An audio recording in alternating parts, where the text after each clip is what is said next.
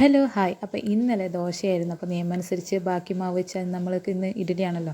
അപ്പോൾ ഇഡ്ഡലിയൊക്കെ സെറ്റാക്കി ഞാൻ കിത്തൂന് രാവിലെ തന്നെ ബ്രേക്ക്ഫാസ്റ്റൊക്കെ കൊടുത്തു. അതിനുശേഷം ഉച്ചയ്ക്കുള്ള പരിപാടി തുടങ്ങാനായിട്ടുണ്ട്. പയർ പൊട്ടിക്കാണ്ടിരുന്നു കേട്ടോ. എന്ത് പണിക്കും കിത്തൂൻ്റെ കൂടെ ഉണ്ടാവും ഗൈസ്. അപ്പോൾ ഞങ്ങൾ പയർ പൊട്ടിച്ചുകൊണ്ടിരിക്കുകയാണ്. അതേസമയം ഞാൻ പുറത്ത് അടുപ്പിൽ നമ്മൾ ചോറ് വെച്ചിരുന്നു. അപ്പോൾ ചോറൊക്കെ റെഡി ആവാണ്ട് ഞാനൊരു സാധനം കാണിച്ചു തരാം.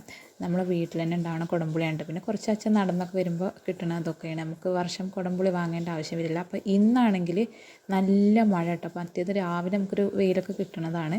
ഇത് രാവിലെ മഴയാണ്. അപ്പോൾ അടുക്കളയൊക്കെ ഒന്ന് ക്ലീൻ ആക്കാണ്ടായിരുന്നു. സൗണ്ട് ഇട്ട് ഞാൻ പുറത്ത് പോയപ്പോൾ മഴ മാത്രമായിരുന്നില്ല, നല്ല കാറ്റും ഉണ്ടായിരുന്നു കേട്ടോ. കാറ്റ് എന്ന് പറഞ്ഞിട്ടുണ്ടെങ്കിൽ നമ്മളെ ജനലും വാതിലൊക്കെ അടഞ്ഞു പോകുമായിരുന്നു. കുറച്ച് മരങ്ങളൊക്കെ സൈഡും ആയിട്ടുണ്ട്.